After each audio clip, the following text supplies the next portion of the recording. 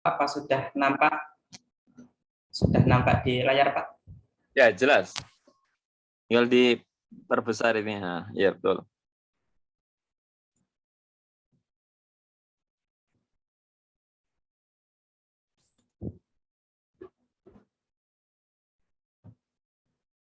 Sebelumnya ini slide-nya bisa berganti enggak, Pak? Maaf, Pak.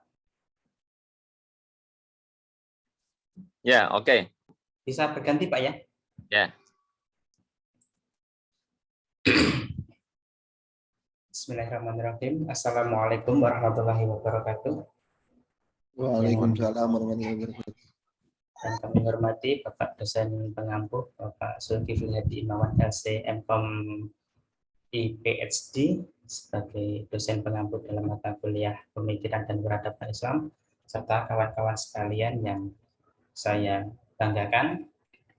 Baik, dalam kesempatan kali ini saya akan membagikan makalah atau mempresentasikan makalah terkait peradaban Islam, yaitu pada era Islam membangun Indonesia.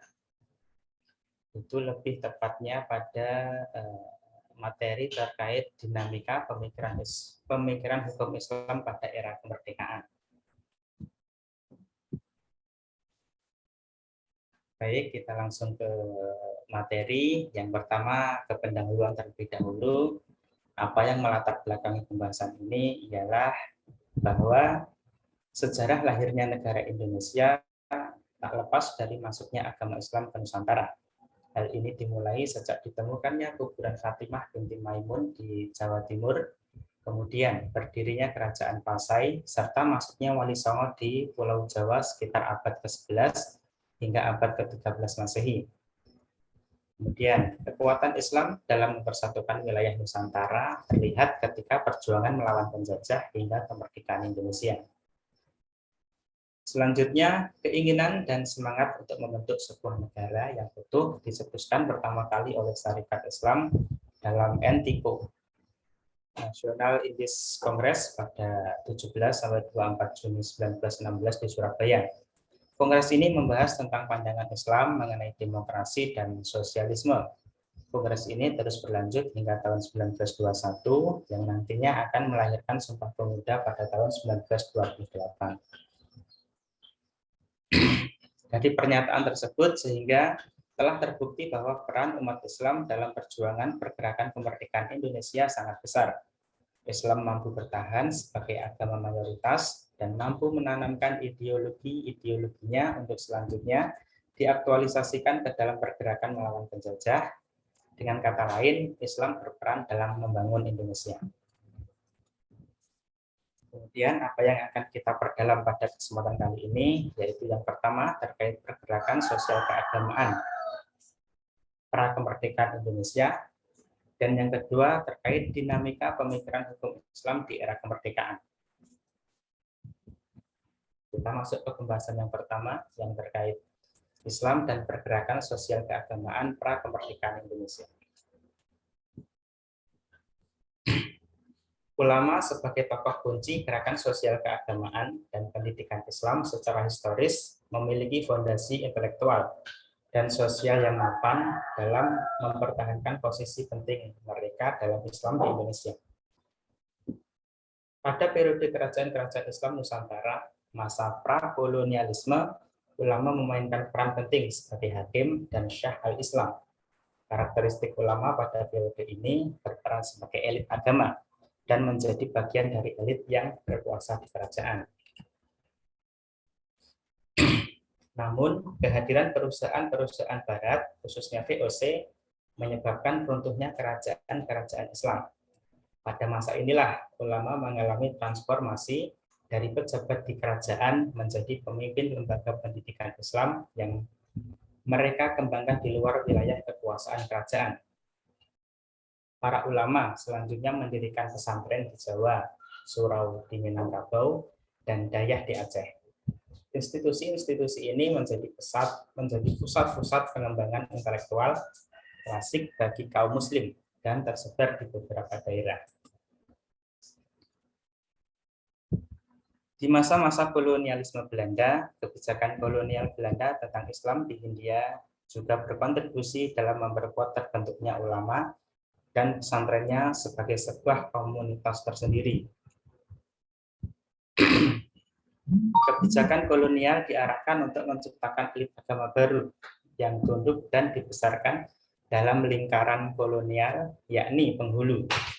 Berbeda lagi peran ulama di masa itu, dan sebagian di antara mereka terlibat dalam gerakan protes melawan kolonialisme. Mereka tidak memiliki pilihan kecuali memilih mengasingkan diri di wilayah-wilayah pedesaan, dan konsekuensinya berada di luar domisili pemerintahan kolonial.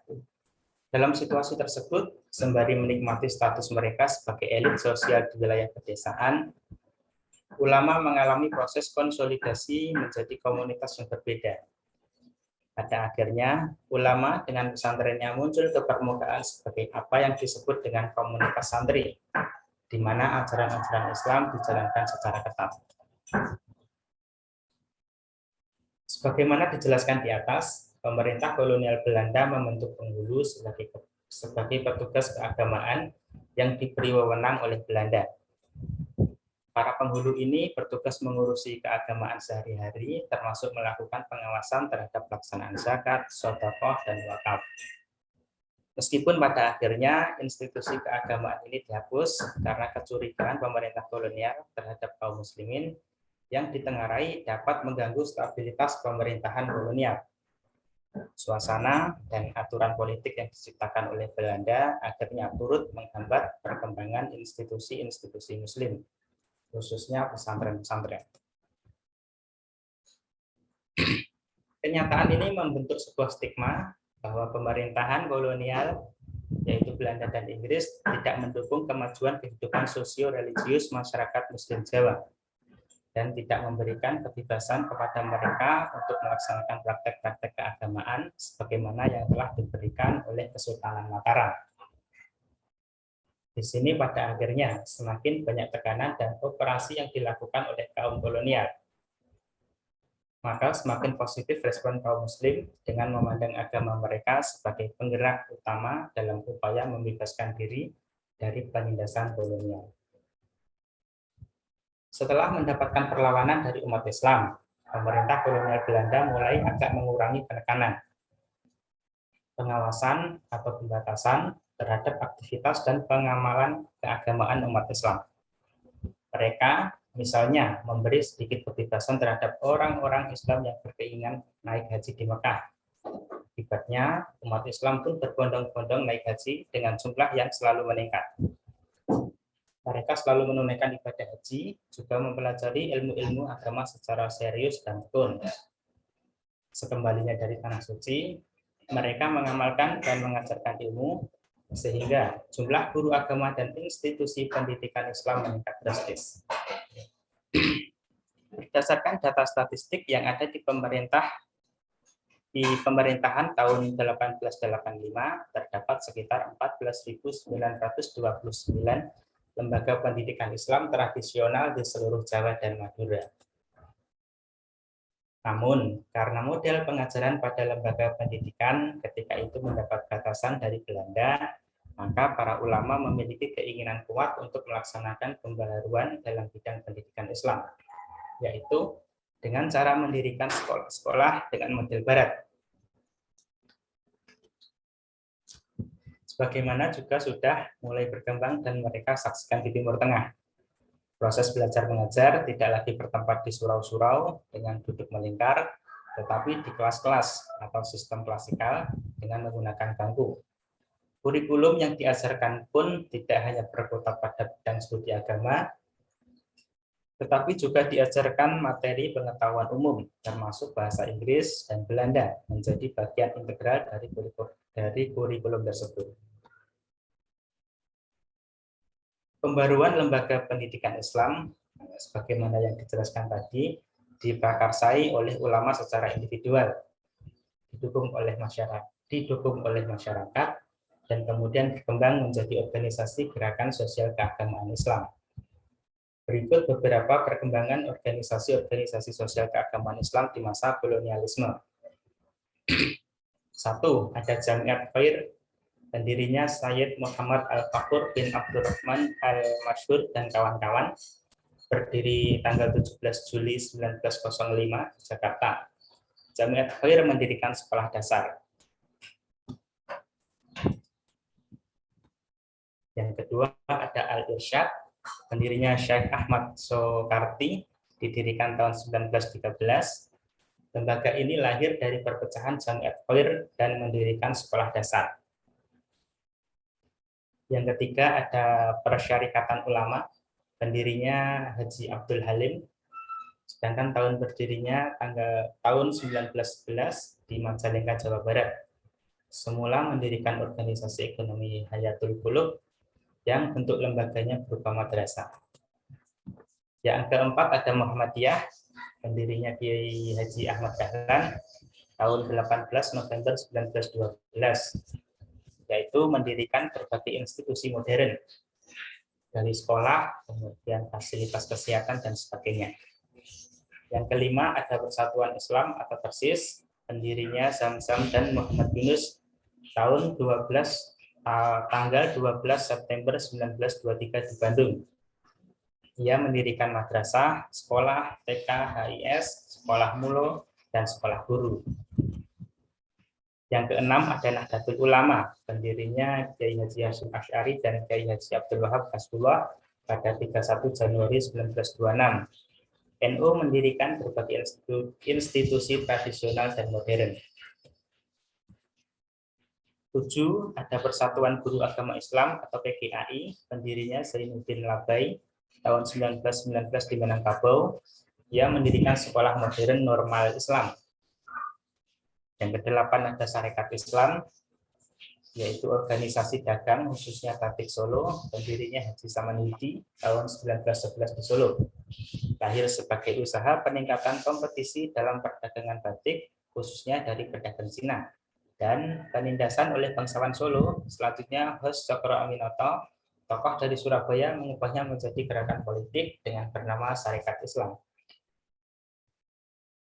Yang kesembilan ada Haji Organisasi Hindia atau HOH, pendiri Mas Mansur, tahun 1926 di Surabaya.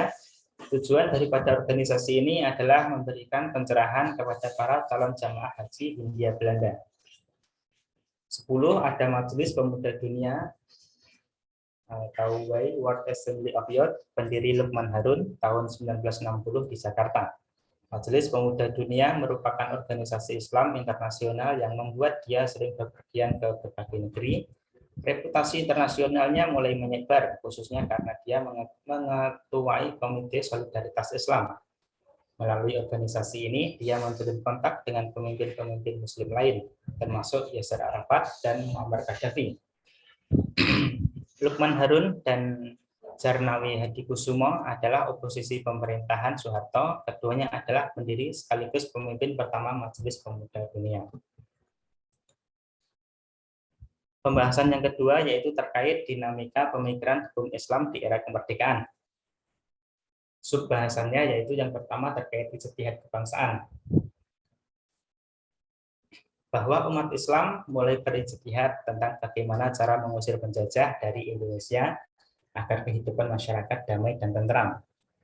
Akhirnya muncullah istilah solusi jihad yang menjadi ijtihad kebangsaan di kala itu. Penulis menyebutnya sebagai ijtihad kebangsaan karena resolusi jihad tersebut tujuannya adalah untuk kemaslahatan bangsa yang luas, yang di dalamnya menyangkut hidup orang banyak, terkhusus menyangkut mempertahankan kemerdekaan negara Indonesia.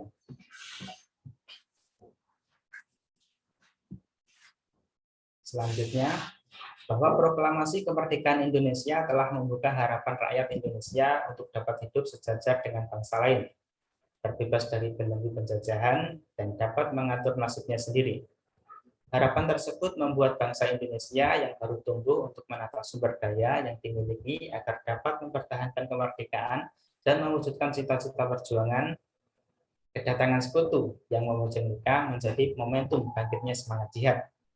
Seluruh komponen bangsa, khususnya umat Islam, terdorong untuk mempertahankan kemerdekaan dengan segenap tenaga, pikiran, dan jiwa. Hal ini menggerakkan tokoh-tokoh Islam untuk mendeklarasikan resolusi jihad. Pada 21 sampai 22 Oktober 1945, untuk merespon datangnya pasukan sekutu di Surabaya dan beberapa pelabuhan lainnya di Indonesia, Kiai Haji Hasyim Asy'ari mengumpulkan ulama dan konsul-konsul NU untuk membicarakan langkah-langkah yang diperlukan. Dalam pertemuan itu, hal penting yang dibahas adalah status hukum Negara Kesatuan Republik Indonesia berdasarkan Pancasila yang diproklamasikan Soekarno-Hatta pada 17 Agustus 1945. Setelah dibahas selama 2 hari, status hukum negara Indonesia berdasarkan Pancasila sah secara hukum fikih. Ketika ditanya bagaimana status hukum negara Kesatuan Republik Indonesia berdasarkan Pancasila dan UUD 1945 yang diproklamasikan Soekarno-Hatta pada 17 Agustus 1945, Kiai Haji Hasyim Asy'ari menjawab, statusnya sah secara fikih, karena itu umat Islam wajib berjihad untuk mempertahankannya. Para tokoh-tokoh NU mengadakan rapat di Surabaya pada 22 Oktober 1945 dan mengeluarkan resolusi jihad yang menyatakan bahwa perjuangan untuk merdeka adalah perang suci. Berjuang menentang kembalinya tentara sekutu, termasuk Belanda, dinyatakan sebagai kewajiban setiap Muslim. Resolusi itu berarti penolakan terhadap kembalinya kekuatan kolonial dan mengakui kekuasaan suatu pemerintah republik baru. Kiai Haji Hasyim Asy'ari terdorong untuk mengeluarkan sebuah fatwa terkenal dengan nama Resolusi Jihad pada tanggal 22 Oktober 1945.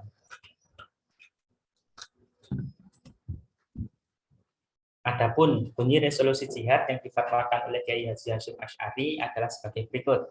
1. Kemerdekaan Indonesia yang telah diproklamirkan pada 17 Agustus 45 harus dipertahankan. 2. Pemerintah RI sebagai satu-satunya pemerintahan yang sah harus dipertahankan dengan harta maupun jiwa. 3. Musuh-musuh Indonesia, khususnya orang-orang Belanda yang kembali ke Indonesia dengan menunggang pasukan sekutu, sangat mungkin ingin menjajah kembali bangsa Indonesia setelah Jepang ditaklukkan. 4. Umat Islam, khususnya warga NU, harus tetap bertempur melawan Belanda dan sekutu, mereka yang berusaha untuk menguasai Indonesia kembali. 5. Kewajiban jihad merupakan keharusan bagi setiap Muslim yang tinggal dalam radius 94 km, sama jaraknya dengan Qashar, di mana meringkas sholat boleh ditunaikan oleh Muslim santri. Mereka yang berada di luar radius itu mempunyai tanggung jawab mendukung saudara-saudara Muslim mereka yang tengah berjuang dalam radius tersebut.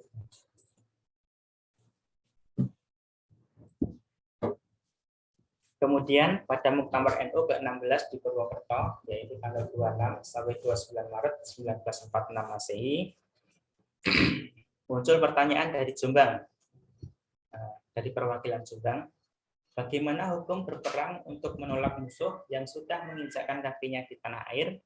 Kemudian jawaban yang sekaligus menjadi keputusan Muktamar ada 4 poin sebagai berikut. 1. Perang menolak penjajah dan para pembantunya adalah wajib ain atas tiap-tiap jiwa, baik laki-laki atau perempuan, juga anak-anak yang semuanya berada di satu tempat yang dimasuki oleh mereka. 2. Wajib ain pula atas tiap-tiap jiwa yang berada dalam tempat yang jaraknya kurang dari 94 km dari tempat yang dimasuki mereka. 3. Wajib kifayah atas segenap orang yang berada di tempat-tempat yang jaraknya ada 94 km dari tempat tersebut. 4. Jikalau jiwa-jiwa yang tersebut dalam nomor 1 dan 2 di atas tidak mencukupi untuk melawannya, maka jiwa yang tersebut di dalam nomor 3 wajib membantu secara cukup. Jadi terkait ijtihad kebangsaan yang penulis sampaikan tersebut, salah satunya yaitu ada resolusi jihad, meskipun sebenarnya ada beberapa ijtihad kebangsaan di kala itu. Kemudian sub pembahasan yang kedua yaitu terkait kontribusi ulama membumikan hukum Islam di era kemerdekaan. Pada akhir masa kolonialisme, terutama ketika penjajah Jepang menjanjikan kemerdekaan dengan dibentuknya BPUPKI, Kesempatan untuk memperlakukan hukum Islam menjadi lebih terbuka.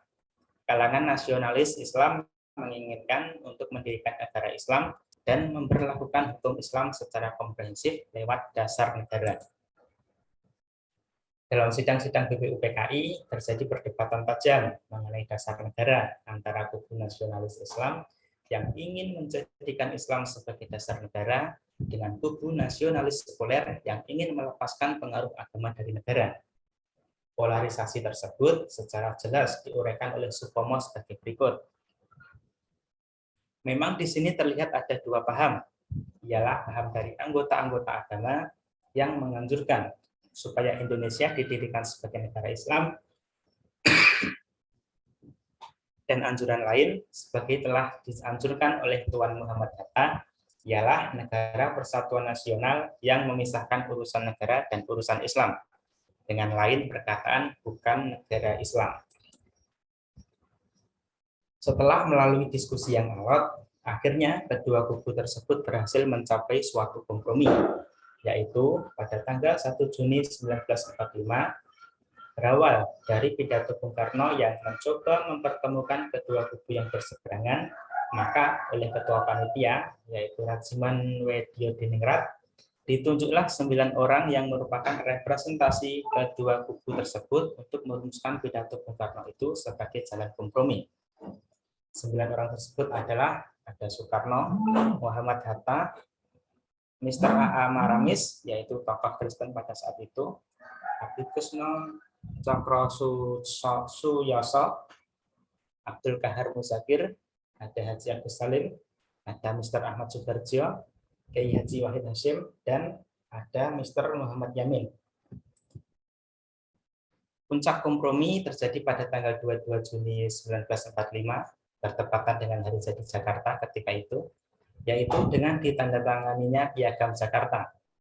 5 sila yang akan dijadikan dasar negara, di mana sila pertama berbunyi, ketuhanan yang Maha Esa dengan kewajiban menjalankan syariat Islam bagi pemeluk-pemeluknya. Piagam ini juga akan menjadi bagian dari preambul konstitusi negara yang diajukan BPUPKI. Para founding father, ahli hukum, dan tokoh-tokoh bangsa memberikan penghargaan besar terhadap Piagam Jakarta ini. Profesor Dr. Supomo mengatakan bahwasanya Piagam Jakarta merupakan perjanjian luhur. Sukiman menyebutnya sebagai gentleman agreement, sedangkan Muhammad Yamin menyebutnya sebagai Jakarta Charter. Sayangnya, Piagam Jakarta tersebut tidak bertahan lama, hanya 56 hari saja. Sehari setelah proklamasi kemerdekaan Republik Indonesia, tanggal 18 Agustus 1945, 7 kata dalam sila pertama Piagam ini dicoret karena dianggap kurang cocok bagi sebagian rakyat Indonesia. Hal ini terjadi diawali oleh peristiwa tanggal 17 Agustus 1945 sore. Belum genap 12 jam proklamasi dikumandangkan, datang telepon dari seorang Jepang, pembantu Laksamana Maeda yang ingin menemui Bung Hatta. Ternyata orang Jepang tersebut menyampaikan pesan dari seorang Nasrani dari Indonesia Timur. Pesan tersebut menyatakan bahwasannya ia keberatan atas 7 kata yang tertera di dalam Piagam Jakarta tersebut. Kalau kata-kata itu tidak dicabut, maka kaum Nasrani Indonesia di bagian timur akan keluar dari Republik Indonesia. Kemudian, setelah Indonesia merdeka, maka dimulailah babak baru sejarah hukum Islam yang diawali oleh masa rezim Orde Lama. Menurut Ismail Suni, sejarah sosial hukum Islam pada masa Orde Lama mengalami 2 periode perkembangan, yaitu periode penerimaan hukum Islam sebagai sumber persuasif, dan kedua, periode penerimaan hukum Islam sebagai sumber otoritatif. Meski kalangan nasionalis Islam gagal mendapatkan basis legal konstitusional yang tegas bagi hukum Islam, namun di masa awal rezim Orde Lama mereka berhasil memperjuangkan berdirinya Kementerian Agama pada tanggal 3 Januari 1946. Daniel Aslev menyebut berdirinya kementerian ini sebagai kompromi baru, jika tidak disebut akomodasi, antara kelompok nasionalis sekuler dengan kelompok nasionalis Islam. Sejatinya, departemen ini bukan hanya mengurus Islam, melainkan semua agama di Indonesia. Tetapi tidak dapat dipungkiri bahwa pembentukan departemen ini dilatar belakangi oleh akomodasi politik terhadap kalangan Islam, yang dalam perkembangannya didominasi aktivitas urusan agama Islam, dan keberadaan departemen ini pun sangat tergantung pada kuatnya perlindungan partai-partai Islam itu sendiri. Berdirinya Departemen Agama, sebagaimana yang dijelaskan tadi, memberikan pengaruh positif bagi perkembangan eksistensi hukum Islam. Di antara pengaruhnya adalah, pertama, keluarnya Undang-Undang Nomor 22 Tahun 1946 tentang unifikasi administrasi nikah, talak rujuk di seluruh Indonesia, yang dilanjutkan dengan Undang-Undang Nomor 32 Tahun 1954 untuk penetapan luar Jawa dan Madura. Undang-undang tersebut memberikan akibat-akibat positif bagi pelaksanaan hukum Islam, khususnya bidang al-ahwal al-syakhsiyah, yaitu pertama, dengan undang-undang ini pengawasan terhadap pelaksanaan administrasi nikah talak rujuk yang sebelumnya diatur oleh ordonansi pemerintah kolonial Belanda langsung dilakukan oleh Departemen Agama sendiri. Dampak kedua adalah beralihnya pengawasan terhadap pengadilan agama dari Departemen Kehakiman ke Departemen Agama melalui PP nomor 5/SD/1946. Pengalihan ini walaupun tidak dibarengi pemulihan wewenang PA yang dicabut di masa kolonial, telah memberikan kesempatan bagi para birokrat Muslim untuk membenahi administrasi lembaga peradilan tersebut. Oleh karena itu, pada tahun 1952, dalam struktur Departemen Agama diadakan Biro Peradilan Agama, yang kemudian berubah menjadi Direktorat Peradilan Agama. Kesimpulannya dari pembahasan ini ialah, satu, bahwa pergerakan sosial keagamaan yang terjadi saat pra-kemerdekaan Indonesia merupakan suatu pergerakan yang bertujuan untuk menanamkan nilai-nilai atau ideologi keislaman di tengah pengaruh pengkerdilan Islam oleh penjajah. Pergerakan ini sekaligus untuk menemukan sebuah format baru tentang legalitas atau formalitas Islam dan negara. Selain itu, pergerakan ini juga sebagai wadah konsolidasi umat Islam dalam mengusir penjajah dari tanah Indonesia. Kesimpulan kedua, bahwa dinamika pemikiran hukum Islam di era kemerdekaan ditandai dengan adanya ijtihad kebangsaan terkait resolusi jihad dari para umat Islam Indonesia untuk mempertahankan kemerdekaan NKRI dari usikan penjajah. Resolusi jihad tersebut merupakan respon tokoh-tokoh NU terhadap perlunya mobilisasi dan persiapan rakyat untuk menolak pendudukan kembali Belanda yang tergabung dalam Netherlands Indies Civil Administration atau NICA. Resolusi jihad menjadi bagian daripada ijtihad para ulama NU demi menjaga kemaslahatan bangsa Indonesia. Tidak hanya itu, lebih spesifik dalam tataran hukum Islam, sejak kemerdekaan Indonesia diproklamirkan, para ulama maupun tokoh-tokoh Muslim senantiasa mendesak untuk memasukkan Islam sebagai bagian dari dasar negara, yaitu Pancasila. Meskipun pada akhirnya demi untuk kesatuan dan keutuhan masyarakat Indonesia yang majemuk dan beragam dari segi agama, para tokoh-tokoh Muslim menerima Pancasila sebagaimana Pancasila yang sekarang sebagai dasar negara kesatuan Republik Indonesia. Kemudian, selain terkait tentang dasar negara, para tokoh-tokoh Muslim juga berperan dalam pembentukan Kementerian Agama sebagai bagian daripada legalisasi Islam di Indonesia. Dan dari hal tersebut, maka turut pula dapat dipertahankan terkait eksistensi peradilan agama dari ancaman kepunahannya. Terima kasih. Itu saja yang bisa saya sampaikan pada kesempatan presentasi kali ini. Pada kurang lebihnya saya mohon maaf. Wassalamualaikum warahmatullahi wabarakatuh. Saya kembalikan kepada Bapak dosen. Waalaikumsalam warahmatullahi wabarakatuh.